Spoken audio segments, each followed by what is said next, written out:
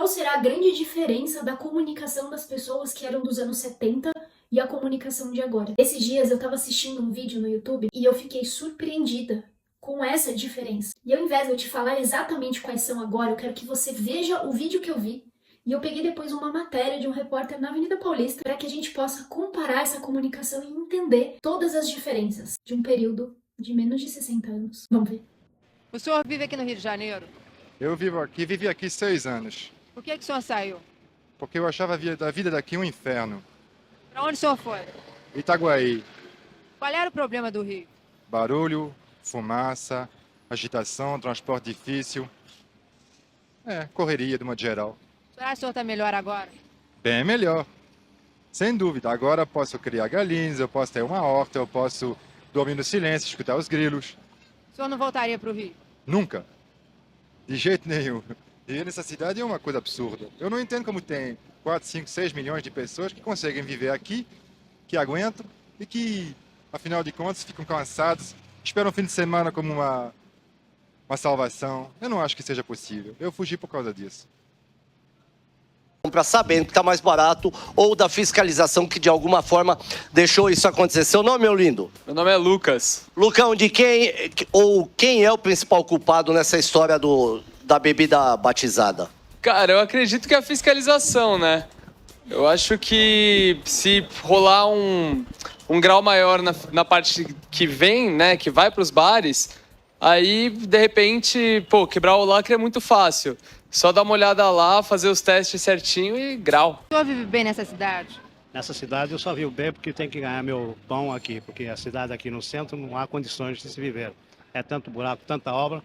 Eu chego a pensar em chegar às sextas-feiras, quando eu vou para minha casa, que viajo todo dia, para perto de Mangaratiba, para descansar, porque aqui no Rio, só mesmo por necessidade. Quem é o culpado aí do metanol? Pô, Fuzil, eu acredito que o culpado maior aí é a fiscalização, irmão. Eu acho que se tivesse essa fiscalização de uma forma mais efetiva, muito possivelmente a produção, né, do que está errado aí não chegaria, até mesmo quem iria comprar. Eu sou a Paula Vieira, sou especialista em comunicação e assistindo a estes dois vídeos eu fico surpreendida por alguns pontos. O primeiro deles é a questão do uso de vícios de linguagem. Por que que naquela época as pessoas usavam muito menos vícios de linguagem do que hoje? Para quem não sabe, vícios de linguagem são aquelas muletas que a gente usa para se apoiar na comunicação, que sujam tua comunicação, que é amador, mas não é errado. Como, por exemplo, o uso do né, o uso do é. Não é que nos anos 70 as pessoas não usavam vícios de linguagem. Tanto é que eu assisti essa matéria completa e existem alguns. Mas eu, por exemplo, como especialista, conto os vícios de linguagem por minuto de todos os meus alunos e mentorados. Gente, sabe qual que é a média hoje de quantidade de vícios de linguagem por minuto dos meus mentorados que estão começando a se posicionar, começando a se expressar de maneira interessante e intencional? A média é acima de 6. Ou seja, a cada 1 minuto, mais de 6 vícios de linguagem são ditos. Eu fiz esse mesmo estudo com esse vídeo que eu vi. Sabe quanto deu a média? Menos de 2. E eu fico aqui pensando, por que será que hoje a gente usa tantos vícios de linguagem para poder se expressar? Eu tenho uma teoria, mas eu queria que você colocasse aqui nos comentários para entender. A minha teoria é que nós não estamos mais lendo e se educando quanto nessa época. Pensa comigo, nessa época não tinham tantas distrações assim como nós temos hoje. Afinal, qualquer momento você pega o celular e vê vídeos. Mas já percebeu que você não lê vídeos? Você assiste aos vídeos. E outra, você nem assiste tudo. Talvez esse daqui você nem assistiu até o final.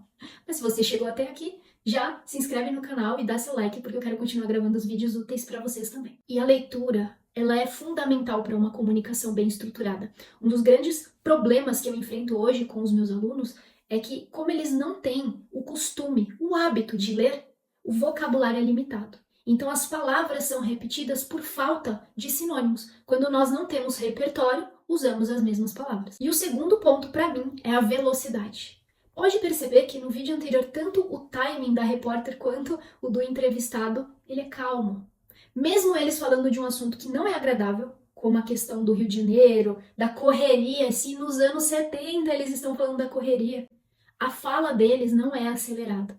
A nossa fala é cada vez mais acelerada. Outra questão que eu enfrento aqui nas mentorias e treino os meus mentorados para usar as pausas estratégicas para poder se comunicar. As pessoas não dão mais pausas, nem na comunicação e nem na vida. E olha que esse senhor estava reclamando dos anos 70, sabe de nada, inocente. Será que hoje estamos melhores na comunicação ou será que nós estamos piores? Eu queria muito saber o que você pensa, porque como sou especialista no assunto, eu quero entender a tua visão sobre o tema. E aí, a gente melhorou ou piorou na comunicação em 2026? Comunicação na vida real.